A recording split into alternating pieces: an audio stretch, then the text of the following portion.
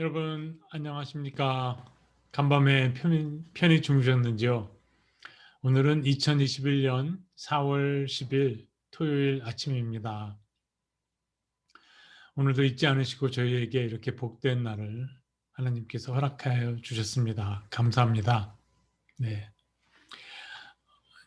예배를 시작하기 전에 여러분들께 양해 말씀 올릴 것은 오늘 예배는 본당 지붕공사와 또 전기공사 관계로 이렇게 평일처럼 온라인으로 예배를 드리게 되었습니다. 양해 부탁드립니다. 네. 우리 다 함께 묵도하심으로써 하나님의 말씀 앞으로 나아가도록 하겠습니다. 다 함께 묵도하시겠습니다.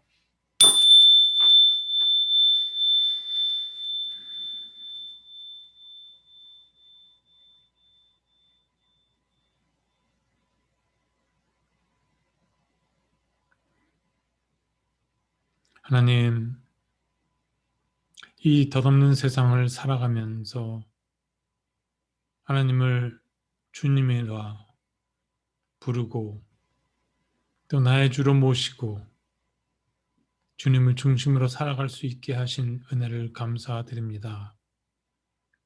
아침마다 깨우셔서 주님의 말씀전으로 인도하시니 주의 말씀으로 아침에 하루의 양식을 삼아 살겠나이다. 오늘 주시는 말씀으로 저희 영혼이 일켜지게 하옵시고 또 저희 삶이 거듭나게 하옵소서. 시종을 주님께 맡겨드리오며 예수 그리스도의 이름으로 기도드렸습니다. 아멘. 네, 다 함께 부를 찬송은 찬송가 384장 나의 갈 길 다가도록입니다. 통일 찬송가는 434장입니다.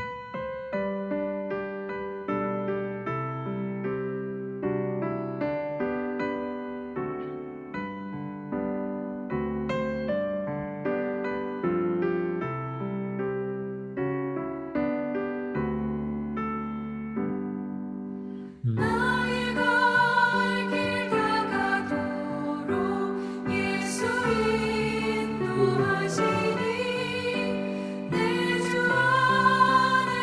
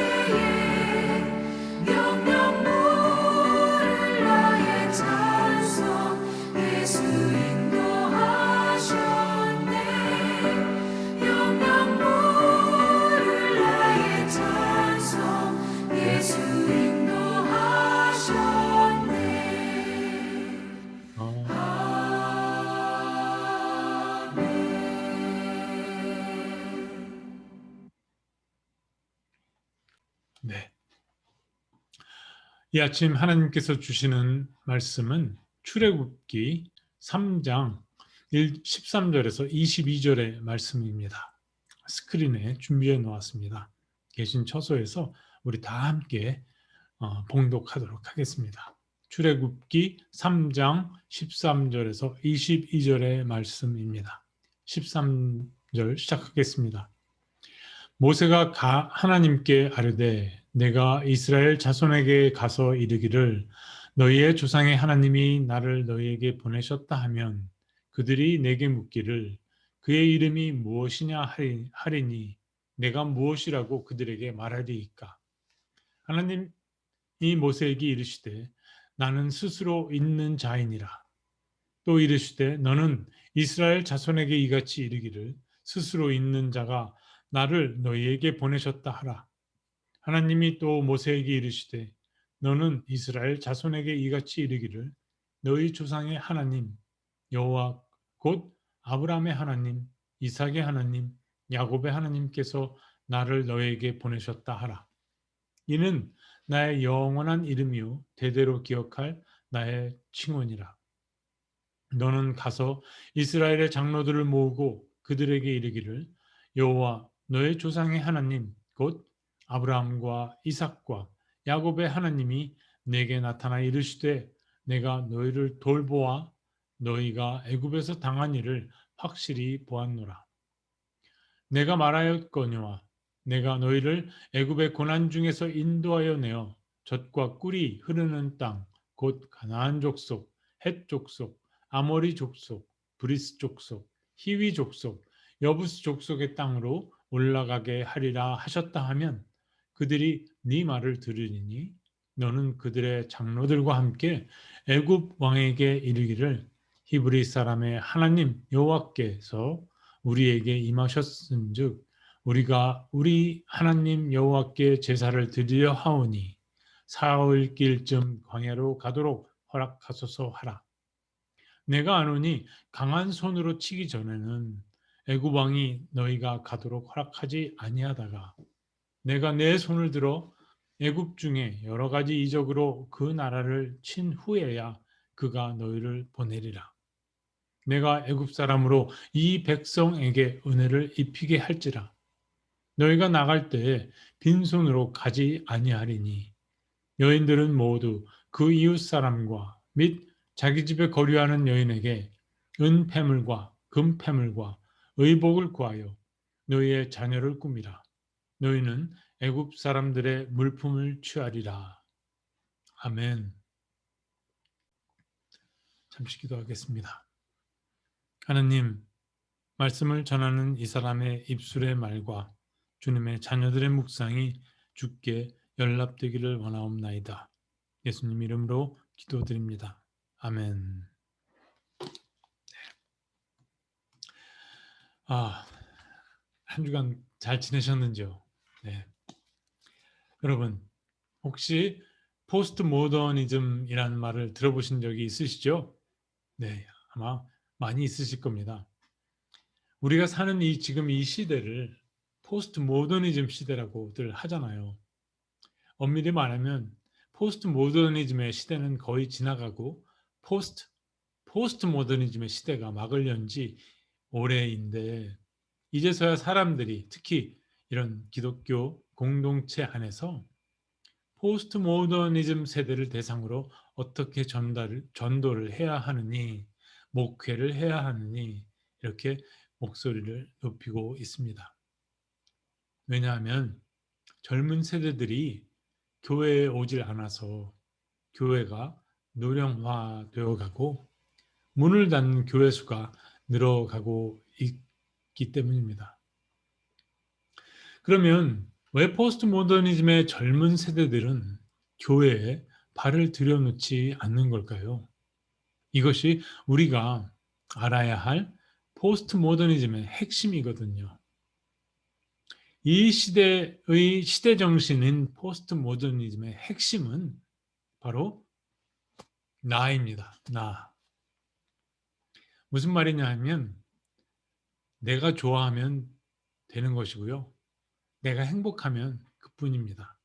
한마디로 내 욕구가 만족되면 되는 것이거든요. 그래서 이 세대는 끊임없이 나를 추구합니다.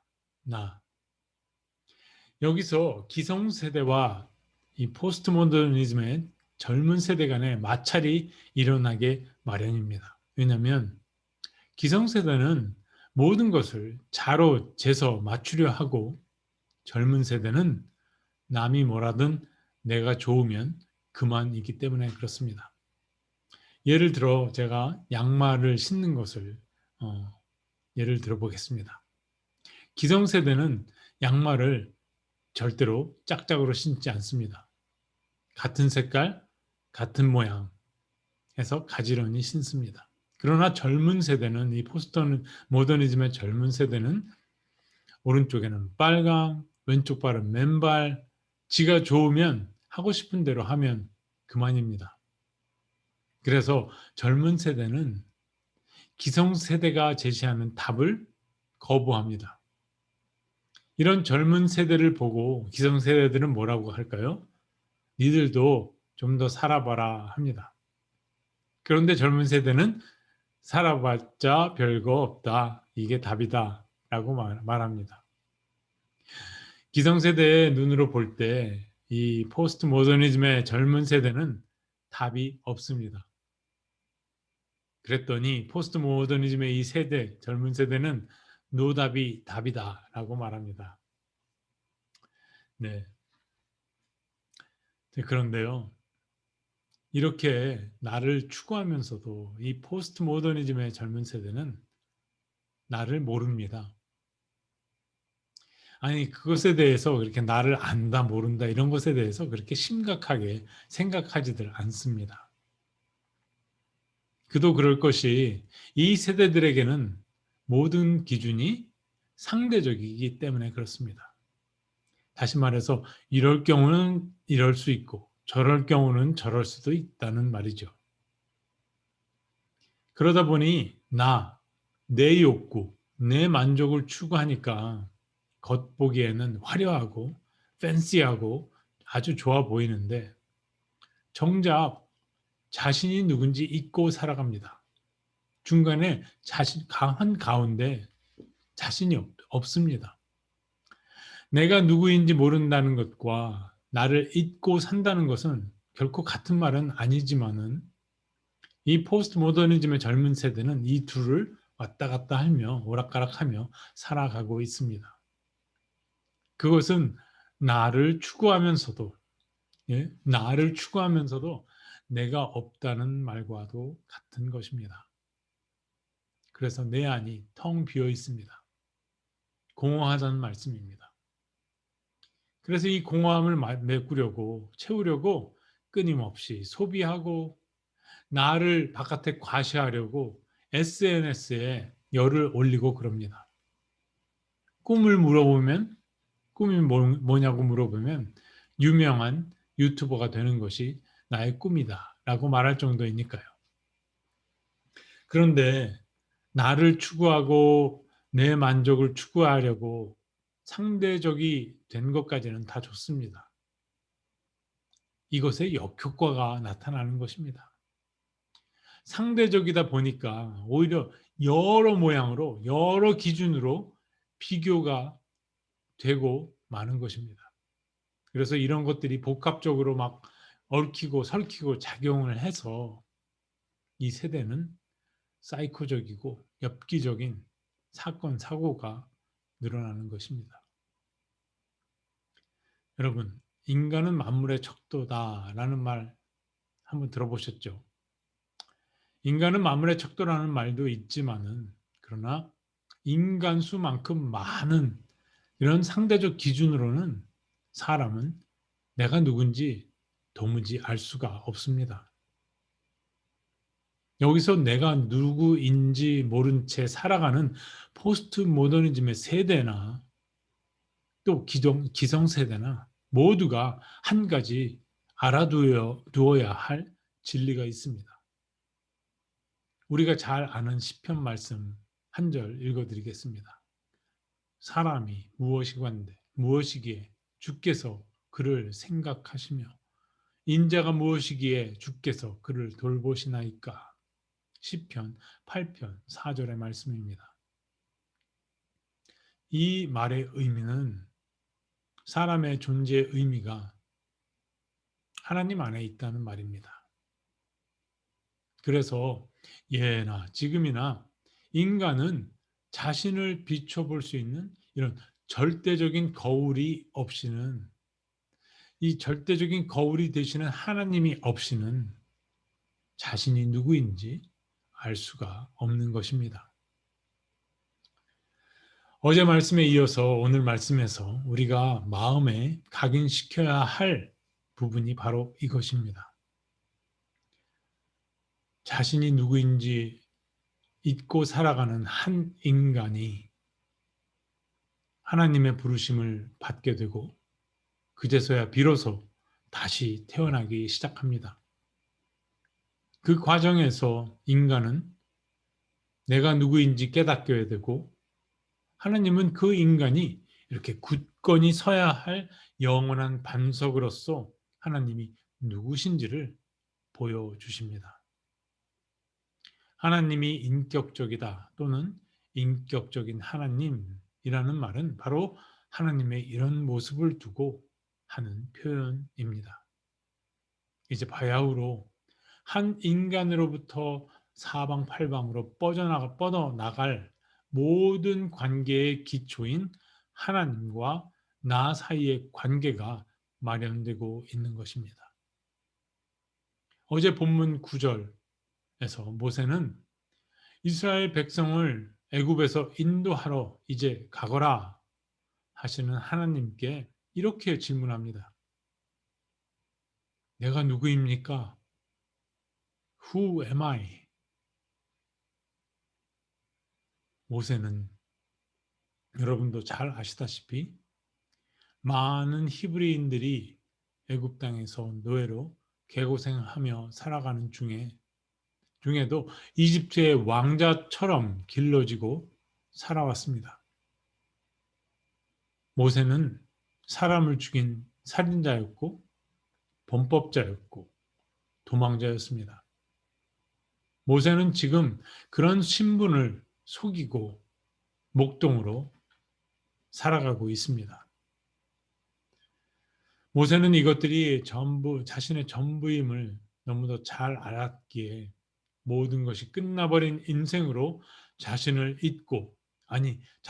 잊고자 하루하루 살아가고 있었습니다. 그래서 이런 수치심과 트라우마에 갇혀 살아가는 모세가 하나님의 부르심에 대해 대꾸했던 이 질문, 내가 누구입니까? 그 뜻은 자포자기요, 체념이었던 것이죠. 하나님, 저는 그런 사람이 아닙니다. 저는 별 볼 일 없는 사람이에요. 사람 잘못 보셨습니다. 다른 사람을 찾아보셔요. 자신을 잊고, 자신을 지우고 살아가는 모세에게 하나님은 뭐라고 말씀하셨습니까? 12절에서 너는 내가 함께하는 너다. 너는 내가 함께하는 너다. I am with you. I will be with you. 이렇게 말씀하셨습니다.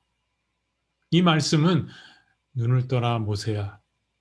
그리고 눈을 들어서 내가 함께하는 너를 바라보아라. 하시며 말씀하시는 것 같습니다. 여기서 우리는 인간에게는 이 세 가지 세 개의 나가 있음을 알 수가 있습니다. 첫 번째 나는 내가 아는 나입니다. 그리고 두 번째 나는 남들이 아는 나입니다. 거의 모든 사람들이 내가 아는 나, 그리고 남이 아는 나에 갇혀 살아갑니다. 그런데 한 가지 나가 더 있습니다. 그것은 세 번째 나인데 바로 하나님께서 부르시는 나입니다.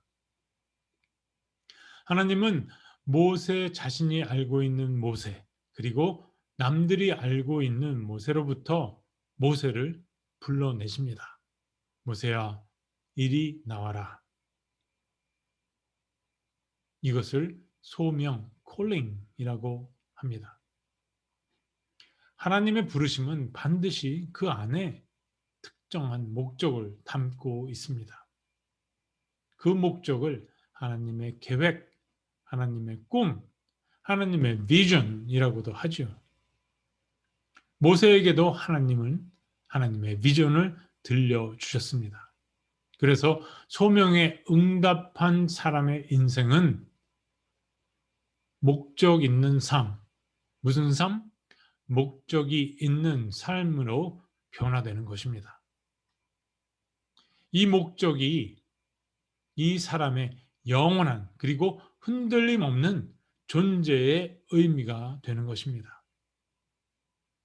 하나님의 소명에 응답하는 것을 사명이라 하고 그 사람을 사명자라고 합니다. 지금 모세는 사명자로 다시 태어나고 있는 것입니다. 목적이 있는 삶의 주인으로 다시 태어나고 있는 것입니다. 이런 뜻에서 우리 교회 중고등부 모임을 Youth Vision이라고 이름하였던 것입니다. 하나님 안에서 내가 나됨을 아는 것, 즉 존재의 의미를 잃고 살아가는 한 인간에게 하나님께서 찾아오셔서 하나님의 꿈 안으로 초대하시고 목적이 있는 인생으로 다시 태어나게 하시는 이 부분이 하나님과 나 사이의 관계에서 우리가 마음에 담아 두어야 하는 첫 번째 부분입니다.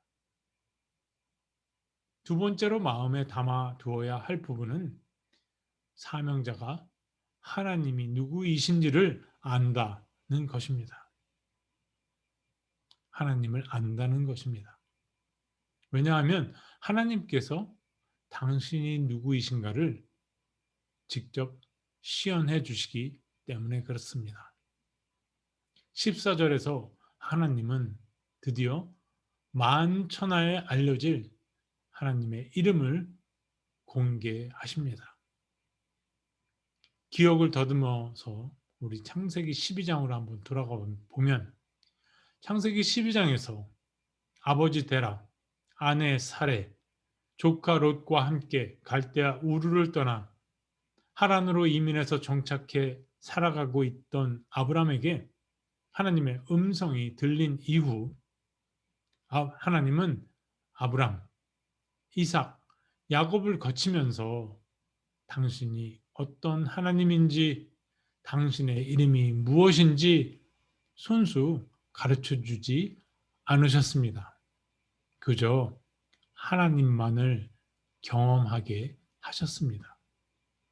경험하게 하셨습니다. 당시 가나안 지역에는 가나안 사람들이 섬기는 신이 있었습니다. 그중 대표적인 신이 엘이라는 신이었습니다. 엘. 그러나 아브라함, 이삭, 야곱을 거치면서 경험을 통해서 히브리 사람들은 자신들을 인도하시는 하나님은 가나안의 신 엘과는 다름을 알았습니다.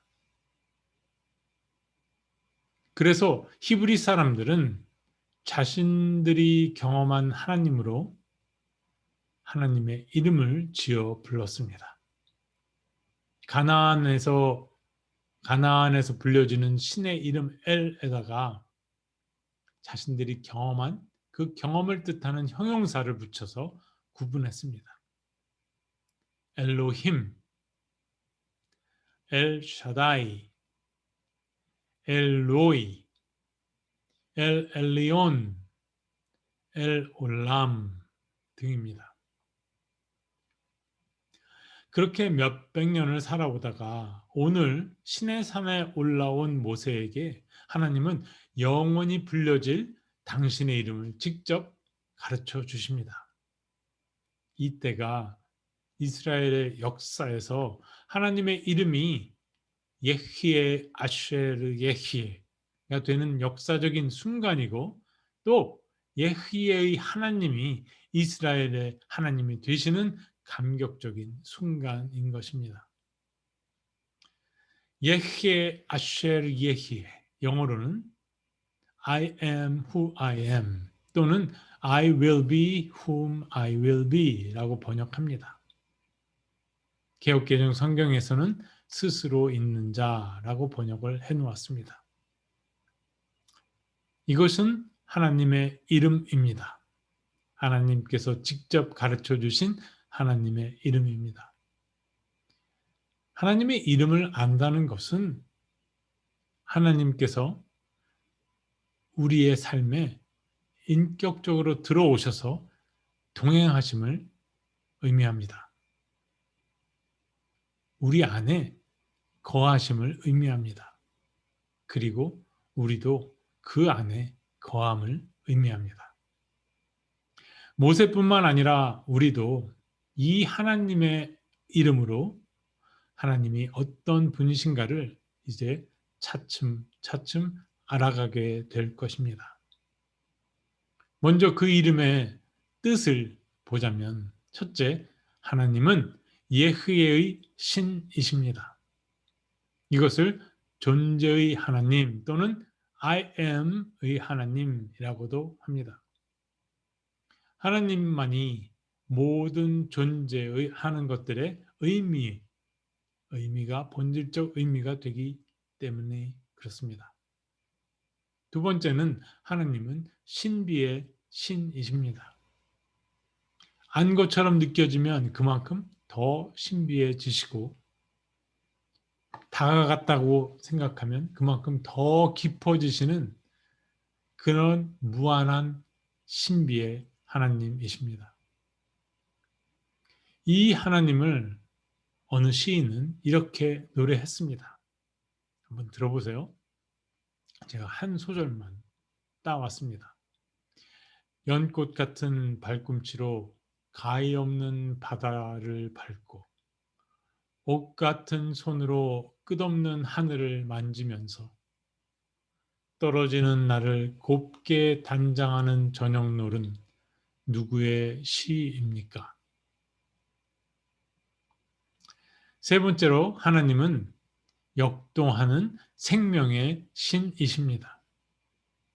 그냥 생명이 아니라 꿈틀대는 역동하는 생명 말입니다. 영어로는 vitality라고 합니다. 하나님의 생명의 신에는 고여 있기를 거부하고 거침없이 흘러갑니다. 흘러 들어가는 곳마다 생명을 소생시키십니다.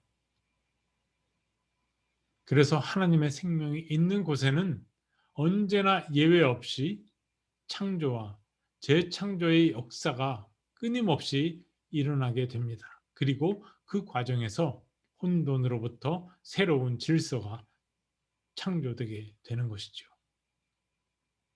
자, 여기까지가 오늘 본문에서 우리가 마음에 담아 두어야 할 가장 중요한 것 두 가지입니다.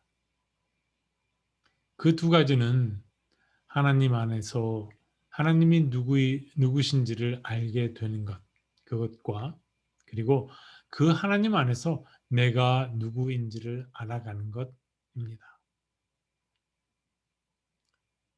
우리가 신앙생활을 하면서, 아니 우리가 인생을 살면서 이 두 가지를 늘 기억하고 품고 살았으면 좋겠습니다. 이 두 가지가 하나님과 나 사이의 관계의 기초가 됩니다.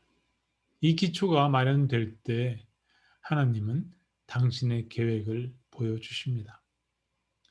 마치 좁은 시야로 현실의 삶에 몰두하여 살아가던 아브라함에게 눈을 들어 내가 서 있는 곳에서 내가 너에게 줄 약속의 땅을 바라보라고 하나님께서 말씀하시던 그때처럼 말입니다. 그때 아브라함은 자신의 시선을 하나님의 시선 위에 얹어 사방팔방 끝도 없이 지평선을 넘어 펼쳐진 약속의 땅을 바라봅니다. 하나님과 나 사이의 관계를 토대로 나의 삶은 하나님의 비전을 향해 하나님과 동행하는 목적이 있는 삶으로 거듭나게 됩니다. 이것을 이루는 것은 나의 힘, 나의 노력, 나의 지략이 아닙니다. 이 모든 것을 이끌어 가시는 분은 하나님이십니다. 하나님의 때, 그러기에 우리는 참고 기다려야 합니다. 이 과정을 하나님은 모세라는 한 인간을 통해, 한 인간의 삶을 통해 우리에게 보여주실 겁니다. 왜냐하면 이 과정은 하나님의 부르심을 받은 사람은 어느 누구에게나 예외가 없고 우리도 이 과정을 지날 것이고 또 지나고 있기 때문에 그렇습니다. 날마다 거듭나는 축복이 사랑하는 성도님 한 분 한 분마다 임하시기를 축원드립니다. 기도하겠습니다. 하나님, 저희가 저희 자신을 아는 것보다도 저희가 누구인지를 하나님께서 더 잘 알고 계십니다. 하나님은 저희를 빚으신 창조주이시며 이 피조 세계를 지으신 창조주이시며 그 모든 것들의 존재의 의미의 근원이 되십니다. 하나님, 저희가 하루에 산 만큼의 신앙생활만큼 하나님을 더 깊게 알아가게 하옵소서. 하나님을 알면 알게 될수록 저희도 또한 그 안에서 저희가 누구인지를 알게 됩니다. 이 깨달음으로 하나님의 마음에 품고 계신 그 꿈을 향해 사는 저희들 되게 하옵소서. 이제는 주께서 가르쳐 주신 기도를 드립니다. 하늘에 계신 우리 아버지, 이름이 거룩히 여김을 받으시오며 나라의 마옵시며 뜻이 하늘에서 이루어진 것 같이 땅에서도 이루어지이다. 오늘날 우리에게 일용할 양식을 주옵시고 우리가 우리에게 죄 지은 자를 사하여 준 것 같이 우리 죄를 사하여 주옵시고 우리를 시험에 들게 하지 마옵시고 다만 악에서 구하옵소서. 내게 나라와 권세와 영광이 아버지께 영원히 있사옵나이다. 아멘. 네, 오늘 예배를 마치도록 하겠습니다. 내일 주일 예배에서 뵙도록 하겠습니다. 샬롬, 안녕히 계세요.